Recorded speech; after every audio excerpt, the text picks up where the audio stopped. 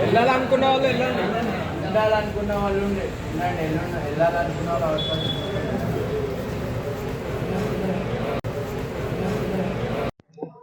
నేడు చూసుకుంటే శ్రీ చైతన్య కాలేజ్ 5:30 క్యాంపస్లో ఏదైతే ఇప్పుడు విద్యార్థులు మాకు హాలిడేస్ కావాలి అని చెప్పి రోడ్డు ఎక్కడం జరిగింది. అంటే ఈరోజు మన రాష్ట్ర పరిస్థితులు ఏ విధంగా ఉన్నాయి అంటే, ఒక ప్రభుత్వం ఏమో ఆచరణకి నోచుకొని జీవోలు ఇస్తుంది. ఆ జీవోలను ఇంప్లిమెంట్ చేయమని చెప్పి ఇంటర్మీడియట్ బోర్డు అధికారుల దగ్గరికి వెళ్తే వాళ్ళు నిమ్మకు నీరెత్తినట్టుగా ప్రవర్తిస్తున్నారు. ఒక పక్కన కాలేజ్ యాజమాన్యాన్ని దీని మీద ప్రశ్నిస్తే మాకు సంబంధం లేదు అని చెప్పి అంటి ముట్టనట్టుగా వారు సమానం చెప్తున్నారు. ఇవన్నీ చూసి విసిగిపోయిన ఇంటర్మీడియట్ విద్యార్థులు, అంటే ఒక 16 సంవత్సరాల విద్యార్థి తనకి హాలిడేస్ వాళ్ళ హక్కుల్ని కోసం కావాలి అని చెప్పి నేడు నడి రోడ్డు మీద బైఠాయించే దుస్థితికి నేడు తెలంగాణ రాష్ట్రం వచ్చిందంటే, దీంట్లో కాంగ్రెస్ యొక్క పాత్ర ముమ్మాటికి కూడా 100% ఉంది. ఈనాడు తెలంగాణ రాష్ట్రానికి కనీసం విద్యాశాఖ మంత్రిని కూడా పెట్టకుండా రేవంత్ రెడ్డి గారు ఏదైతే హెచ్సియు భూముల మీద, విద్యార్థుల భూముల మీద, ఉస్మానియా యూనివర్సిటీ మీద ఆంక్షల మీద, ఎట్లా అయితే విద్యార్థులని సప్రెస్ చేయడం మీద పెట్టిన దృష్టి విద్యార్థుల బాగు కోసం, విద్యార్థుల సంక్షేమం కోసం పెట్టి ఉంటే, నేడు పోయిన సంవత్సరం చూసుకుంటే ఇంటర్మీడియట్ విద్యార్థులు ఏదైతే 14 మంది అసూలు బాశారు, వారు ఉరివేసుకోవడానికి కానీ ఆత్మహత్య చేసుకోవడానికి కానీ ముమ్మాటికి కూడా కాంగ్రెస్ ప్రభుత్వం యొక్క నిర్లక్ష్యం, కార్పొరేట్ కళాశాలలోకి పైశాచికత్వమే కారణం తప్ప మరో విధమైనది ఏది కాదు. ఒత్తిడి తట్టుకోలేక ఆత్మహత్యలు చేసుకున్నారని చెప్పి అందరూ అంటున్నారు, కానీ అవన్నీ కూడా ప్రభుత్వం చేసిన హత్యలు మరియు కార్పొరేట్ కళాశాలలు చేసిన హత్యలు. నేడు 5:30 కాలేజీలో వీళ్ళందరూ ధర్నా చేస్తే దానికి మద్దతుగా విద్యా సంఘాలం అందరం ఒకతాటిపైకి వచ్చి ఇక్కడ మద్దతుగా నిలవడం జరిగింది. ఈ మద్దతును చూసి స్పందించిన యాజమాన్యం వెంటనే వారికి ఒక సెలవులు ఇస్తున్నామని చెప్పి ఆచరణకి నోచుకొని హామీ ఇచ్చారా, లేకుంటే మమ్మల్ని మభ్యపెట్టడానికి ఇచ్చిన హామీ అనేది త్వరలో రేపు పొద్దున వరకు బట్టబయలవుతుంది. ఒకవేళ కనుక వారు మభ్యపెట్టడానికో మోసం చేసేదానికో హామీ ఇచ్చుంటే మాత్రం రేపు పొద్దున భౌతిక దాడులకు కూడా వెనుకాడుబాము.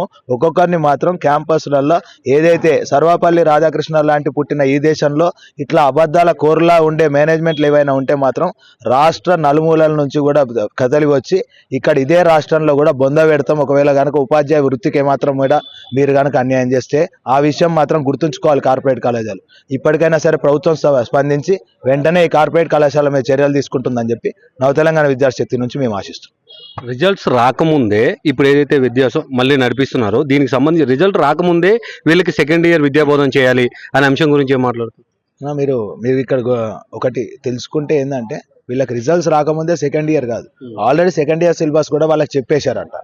ఆల్రెడీ ఇప్పుడు అయిపోయింది అంటున్నారు. ఫస్ట్ ఇయర్ ఎగ్జామ్స్ కాకముందే సెకండ్ ఇయర్ సిలబస్ ని కంప్లీట్ చేశారు. వీరిని ర్యాంకుల కోసం ఇప్పుడు ఈ 1 ఇయర్ ఏదైతే వేదనకు గురి చేస్తారో, మీరు పోయిన సంవత్సరం కూడా చూసుకుంటే ఏదైతే ఫస్ట్ ఇయర్ విద్యార్థులు 2వ సంవత్సరం విద్యార్థులు ఎందుకు ఆత్మహత్య చేసుకుంటున్నారు అంటే, వీరు 2 సంవత్సరాల పాటు చెప్పే ఐపీ చదువుని నేడు వీళ్ళు ఒకటే సంవత్సరంలో ఐపీ మొత్తం కంప్లీట్ చేసి 2 సంవత్సరాలు చదవాల్సిన ఆబ్జెక్టివ్ని 1 సంవత్సరం పాటు ఒక బైహాటిజం పేరుతో ఏదైతే చిన్నప్పుడు టేబుల్స్ని మనలతో బట్టి కొట్టించే వాళ్ళు, ఆ విధంగా ఒక ఐఐటి స్థాయి విద్యని, నీట్ విద్యని, జేఈ మెయిన్స్ విద్యని కూడా బట్టి కొట్టే సిస్టంతో ఏదైతే వీరు నేర్పిస్తున్నారో దానివల్ల విద్యార్థులందరూ కూడా నష్టమే తప్ప తల్లిదండ్రులందరూ కూడా ఇది గమనించుకోవాలి. వీళ్ళకి 2 సంవత్సరాల సిలబస్ ఒకటే సంవత్సరంలో చెప్పినందువల్ల విద్యార్థికి నష్టమా లాభమా?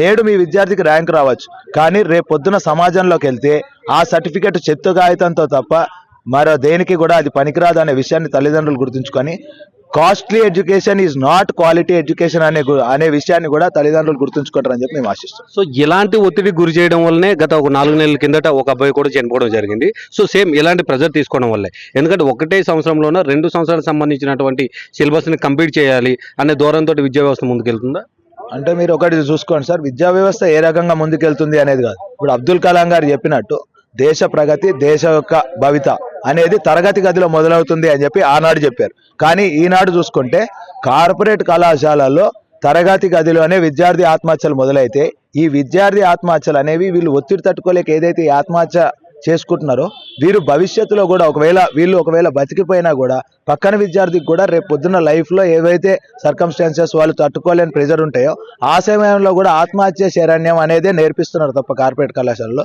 వాళ్ళకి జీవితంలో నేర్పాల్సిన పాఠాలు కానీ, ఈ ఒత్తిడిని ఎట్లా జయించాలి, అసలు మనం జీవితాన్ని ఎట్లా మెరుగుపరుచుకోవాలి అనేది కూడా నేర్పిస్తే బాగుంటుంది అనేది మా ఉద్దేశం.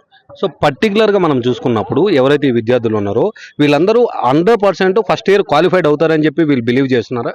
ఎందుకంటే సెకండ్ ఇయర్ సిలబస్ చెప్పడంలో, ఎందుకంటే ఒకటే ఇయర్లో 2 సంవత్సరాలకు సంబంధించిన సిలబస్ చెప్పడంలో అసలు ఆంతర్యం ఏమైంది? అంటే ఇందులో ఆంతర్యం ఏం లేదన్న, ఇది అందరికీ తెలిసిన బహిరంగ సత్యం. ఏంటంటే ఎట్లయినా సరే శ్రీ చైతన్య నారాయణ కలిపి ఒక క్యాంపస్ ఉంటుంది చైనా అని చెప్పి, ఆ చైనా అగ్రిమెంట్ బేస్డ్ అయ్యి ఏదైతే హైదరాబాద్ మన తెలంగాణ రాష్ట్ర వ్యాప్తంగా ఉన్న 100 మంది విద్యార్థులకు చైనా సిస్టమ్ అనే క్యాంపస్లో ఎట్లయినా సరే తరగతులు నడుస్తాయి.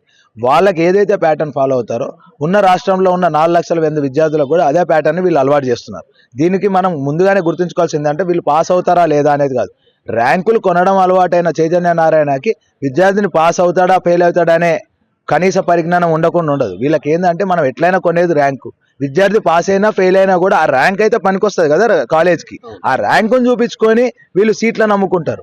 అంటే కనీసం ఇప్పుడు ఆ ర్యాంక్ వచ్చిన, నేను పోయిన సంవత్సరం చూపిస్తే ఆల్ ఇండియా టాప్ ర్యాంకులు వచ్చిన ఒక టాప్ 100లో దాంట్లో 3 విద్యార్థులు ఉన్నారు. All India 7th rank, all India 25th, all India 52. ఆయన ఐపీ ఫెయిల్ అయినా కూడా వాళ్ళకి ఆల్ ఇండియాలో ర్యాంక్ వచ్చింది. నిస్సిగ్గుగా నిర్లజ్జగా కూడా అతని ఫోటో వేసుకొని వీళ్ళు వ్యాపారం మొదలెట్టారు. అంటే నేడు తల్లిదండ్రులు కూడా ఆ విద్యార్థి ఏ కాలేజీలో చదువుతున్నాడో అనేది కూడా చూసుకోకుండా ర్యాంకు కనిపిస్తే వెంటనే మనం ఆ కాలేజీలో చేసుకుందాం అనే ఏదైతే దుస్థితిలో మనం ఉన్నామో, తల్లిదండ్రులు అనేది ఆ మనస్తత్వం మార్చుకుంటే తప్ప తెలంగాణ రాష్ట్రానికి విద్యార్థులకు కూడా మంచి రోజులు రావనేది నమ్ముతున్నాం. అయితే పర్టికులర్గా ఏదైతే ఈ చైనా అని చెప్పి ఒక లింక్ని ఏర్పాటు చేస్తున్నారో దాంట్లో ఉన్న స్టూడెంటే ఇరు కాలేజెస్ వాళ్ళు కూడా ప్రమోషన్ చేస్తూ ఉన్నారు.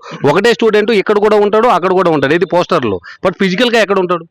ఫిజికల్ గా ఎక్కడ ఉంటాడు అంటే అతను అసలు ఏ కాలేజీ సంబంధించినట్టుగా మనం పరిగణలోకి తీసుకోవాలి. ఇప్పుడు కొంతమంది విద్యార్థులు 2 కాలేజీలో కూడా ఉంటారు. మీరు చూసుకుంటే ఇంకో నెలలో వీళ్ళ బహిరంగ చర్చలు, బహిరంగ కొనుళ్ళు, ఏదైతే సంతలో పశువుల్ని కొన్నట్టు కోట కానీ ఢిల్లీ కానీ వెళ్ళిపోతారు. వీళ్ళు వెళ్ళి అక్కడ బైరసేరాలకు దిగుతారు.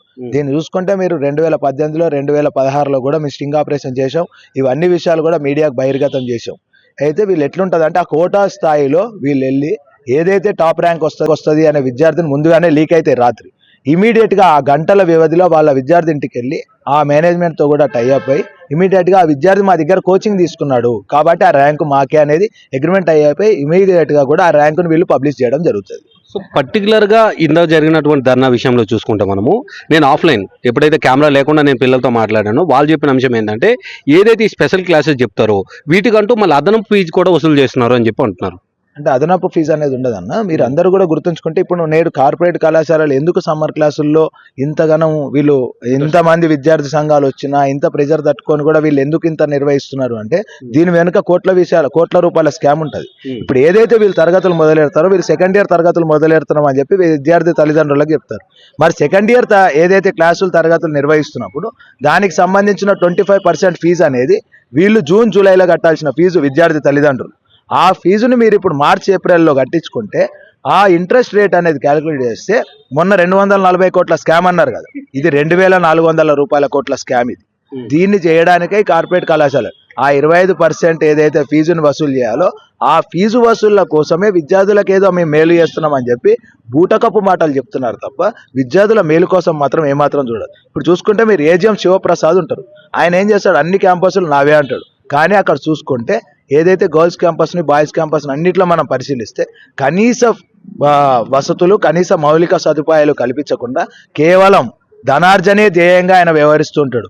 ఇప్పటికైనా సరే కళ్ళు తెరిచి ఆ ఏజిఎం శివప్రసాద్ గారు కళ్ళు తెరిచి ఆ విద్యార్థులకు వేసవి సెలవులు రేపటి నుంచి కనుక ఆ క్యాంపస్లలో ఒకవేళ మీరు ప్రకటించకపోతే రాష్ట్ర స్థాయిగా మేము అందరం కూడా అన్ని విద్యా సంఘాలు ఏకమై మీ క్యాంపస్ ముందు ఆందోళన చేస్తామని చెప్పి హెచ్చరిస్తున్నాం. సో పర్టికులర్గా మీరు ఇప్పుడు ఇందాక చెప్పినటువంటి అంశంలో ఏముందంటే కేవలం మిమ్మల్ని నమ్మబలికారు లేదా ఇట్లా సెలవులు ఇస్తామనే విషయాన్ని చెప్తున్నారు తప్ప ఇప్పటివరకు అయితే స్టూడెంట్లు బయటకు పంపించినటువంటి విషయం మనం చూస్తున్నాం.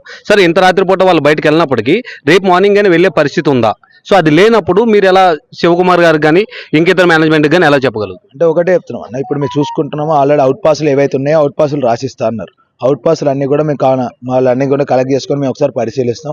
విద్యార్థులందరూ కూడా మా సొంత తమ్ముళ్ళ కంటే ఎక్కువగా వాళ్ళు మాతో అనుబంధం అయి ఉన్నారు. వాళ్ళు ఖచ్చితంగా కూడా వాళ్ళకి అన్యాయం జరుగుతుంది. రేపు పొద్దున వీళ్ళు పట్టించుకోకపోతే ఇంతకు 100 రెట్లు రేపు ఆందోళన ఉంటుంది. క్యాంపస్లో రేపు పొద్దున పూచిక పుల్ల కూడా కనపడదు. చైతన్య కాలేజ్కి ఇదే హెచ్చరిస్తున్నాం.